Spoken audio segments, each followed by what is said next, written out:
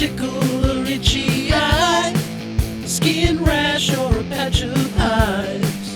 If allergies got you down bad, then just ask my allergist, my allergist dad. My name is Drew, and I'm sitting with my dad. He is a board-certified allergist, certified in immunology. No, board certified in allergy and clinical immunology. Board certified in allergy, clinical immunology, and functional medicine, right? Correct. That's him correcting me. Dr. John Zwetschgenbaum, a frequent, if not perennial. Yeah, I think every year he's been a top doc in Rhode Island for allergy and immunology. What magazine is that? Rhode Island Monthly. Rhode Island Monthly. He's a published author. He's written Allergy Free with Dr. Z, with over, how many years of experience do you have? Over 30. Over 30 years of experience treating patients across would it be across the state of Rhode Island? Would you say across the country, the world? I do have patients who have traveled far and wide, but mainly Rhode Island, Massachusetts, and Connecticut. And I'm also a clinical investigator. A researcher. Yeah, so very accomplished, very decorated allergist who, for some reason, wants to record a podcast. Yes, I think it's a lot of fun, and people ask me questions all the time, Drew. And most people call me Dr. Z. So now we're going to jump into the meat of the show, the hook that we had that got you millions of listeners in today. We're going to talk about something that was submitted to us by a patient of Allergy and Asthma Physicians of Rhode Island, which is a really great asthma and allergy and immunology practice in the state of Rhode Island. Drew, do you think people even know where Rhode Island is? You know, there's great things about it. Would but imagine, sometimes people think we're in Long Island, in New York or something, but they don't always know where Rhode Island is. So while in Rhode Island, it sounds good, but to other places, they're like, where the hell is that? But it's just a thought, because not everybody, especially in California, may know what Rhode Island is. It is a state, but sometimes people miss out on that one. Yeah, so that's a good point. I would say probably from the beginning, a lot of our listeners are going to skew Rhode Island because they're going to be, friends and family. But yeah, for those, international or flyover state listeners, Rhode Island is the smallest state in the Union. It's in New England. It's in the Northeast. It's sort of in the armpit of Massachusetts, right underneath it, next to Connecticut. We're an hour from Boston. Providence is about an hour from Boston. I kind of, this may be controversial, but I feel like Rhode Island is sort of the New Jersey of New England. Like it's sort of like right up next to, Boston is New York in this situation. It sort of like takes a lot of Boston culture, at least in terms of like sports. It's also very like Italian, like New Jersey. But it's also got a lot of good stuff on its own, a lot of really good food, which I'm pretty sure which New Jersey has. So funny. I was telling a patient that today, that in the old days, I always thought of Rhode Island to Boston like New Jersey is to New York. It's so funny you just said that. So the apple doesn't fall far from the tree, which is a good, you will eventually, I think, realize how that actually is a good segue into this, because we're talking about, as submitted by a patient of my dad's practice in Rhode Island, someone wanted to know the possible relationship of food allergies and seasonal allergies. And the reason why I say the apple is actually a weird segue is because, if I'm not wrong, a lot of people have allergies to like raw fruits from trees, and that's related to being allergic to the pollen from those trees. Is that? It's exactly true. So it's actually fruits, raw vegetables, raw nuts, and it's the pollen. So a lot of patients will always say to me, well, it's the pesticide, it's the this, it's the that. Some people call it the fruit, the food, it's oral allergy syndrome. A lot of people call it the pollen allergy syndrome. It's the most important thing is the majority of these are not life-threatening reactions, but because of all the publicity over food allergies, a lot of patients will get nervous, they panic, they go to the emergency room, they say, I'm having an allergic reaction, they get epinephrine and EpiPen, which only reinforces their fear. But basically, what it is, the majority of the cases have to do with birch pollen.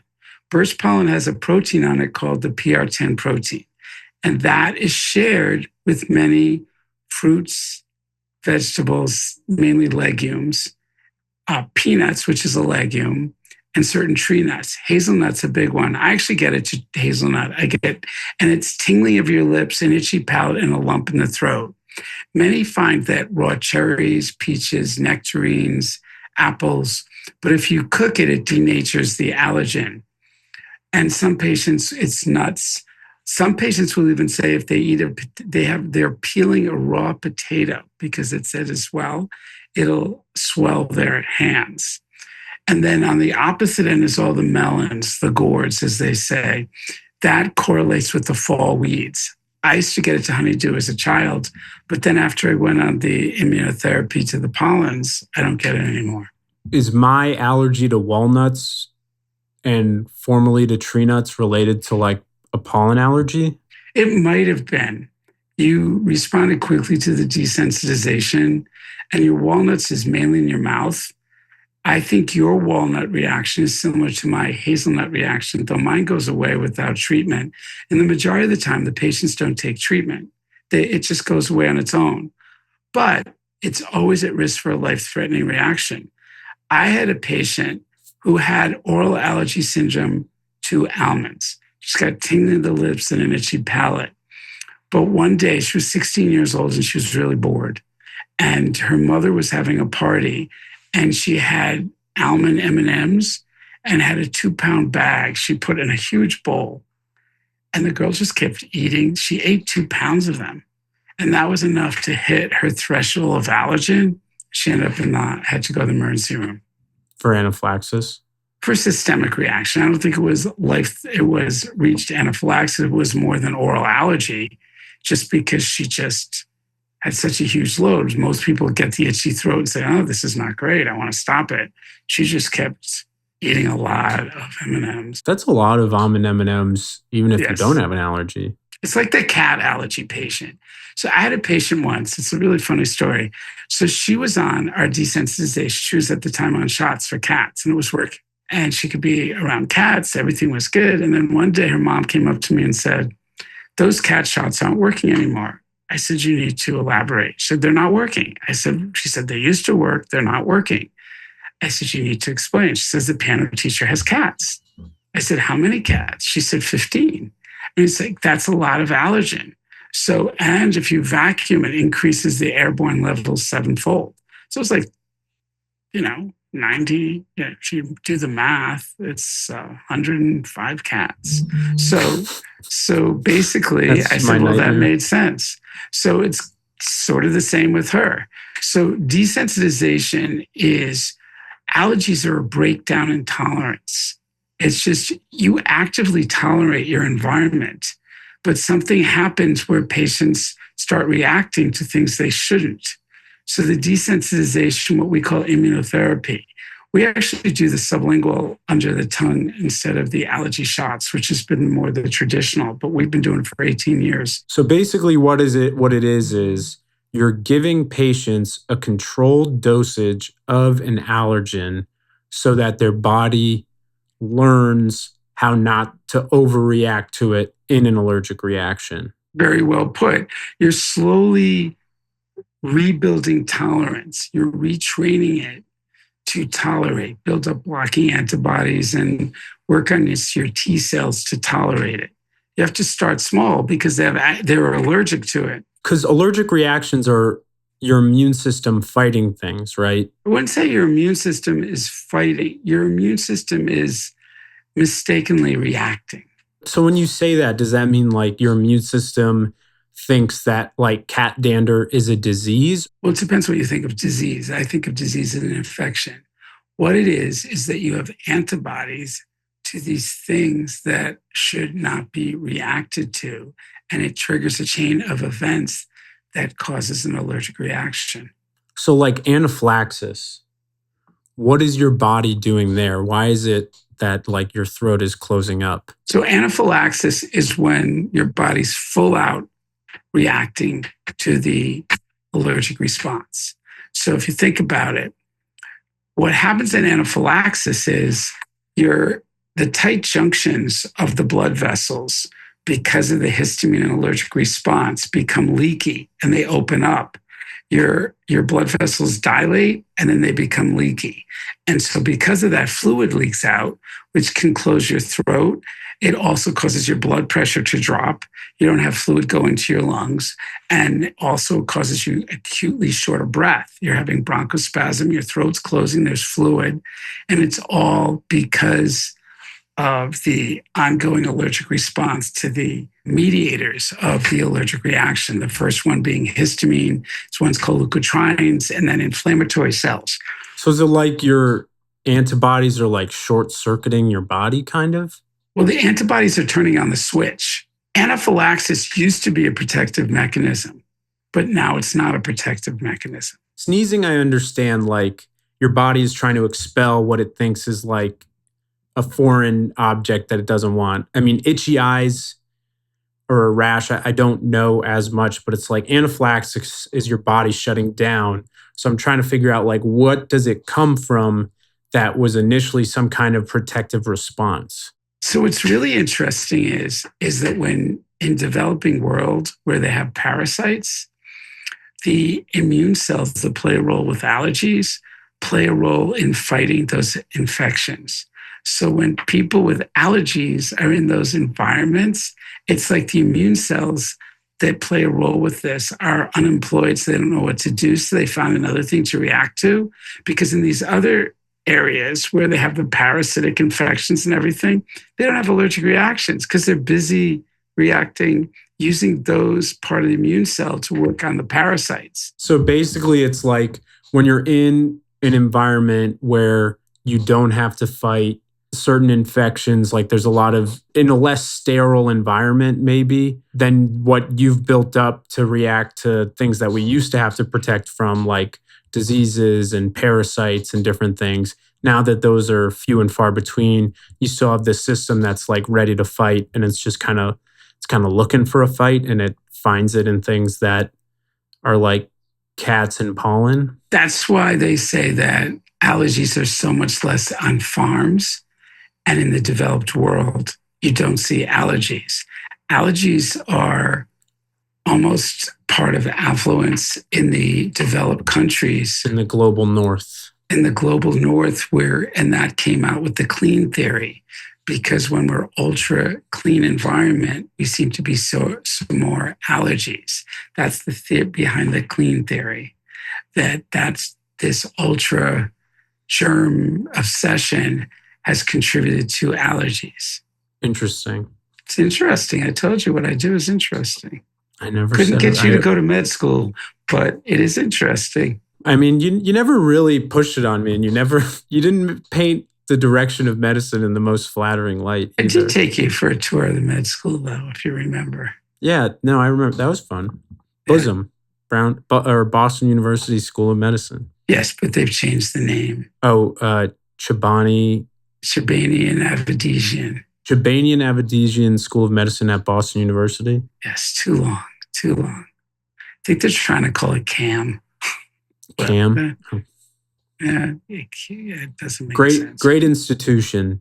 Yes. Name very aside. Good school. I guess back to the question, is there any relation of food allergies and animal allergies? If, let's say, me being allergic to an apple tree's pollen might have me have an allergic reaction to an apple, would me having an allergic reaction to cow fur mean I might be allergic to beef? Well, the beef is very interesting. This is that you're going into a new topic of beef allergy that's happening lately, but no. But the nice thing about the pollen allergy and the foods, the oral allergy, is that the way to treat it is to become more tolerant to the pollen.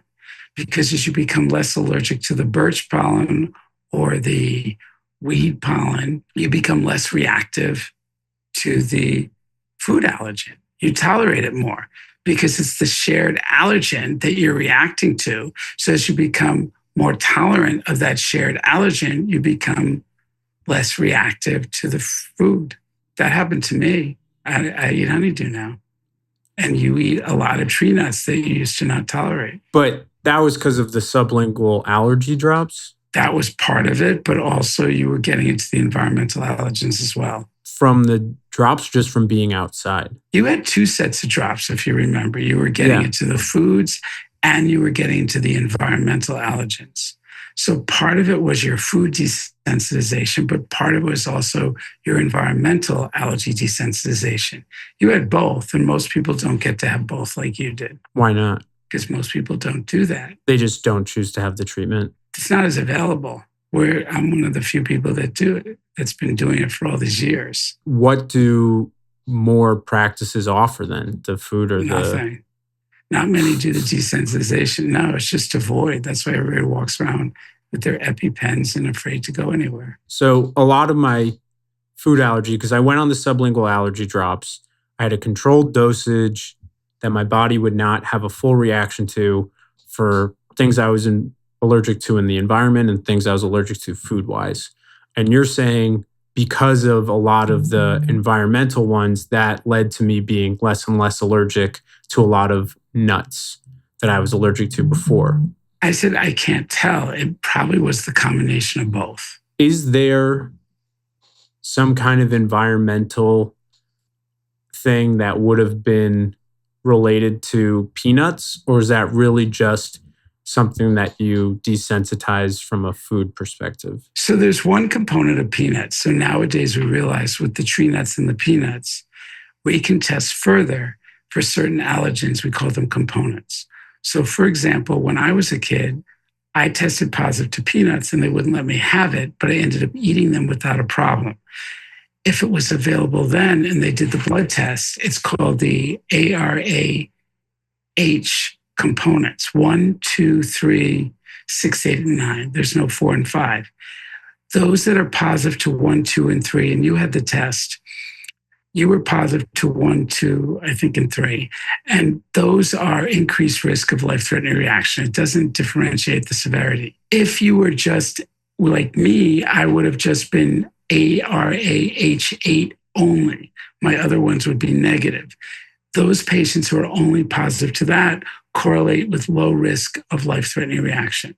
Similarly, for hazelnut, it's the component core A1. So basically, there's a test to see whether you're reactive and then another test to see what is the severity? No, there's no severity. It's just risk of reaction, but it tells you which components you're positive to, you're allergic to. And then certain components lead to high-risk reactions and certain components lead to an itchy mouth or something. If you were just ARAH8, you either could eat peanuts without even having problems, even though your test is positive. So is ARAH8 like another Boston University grad school name? Or? No, it's the component.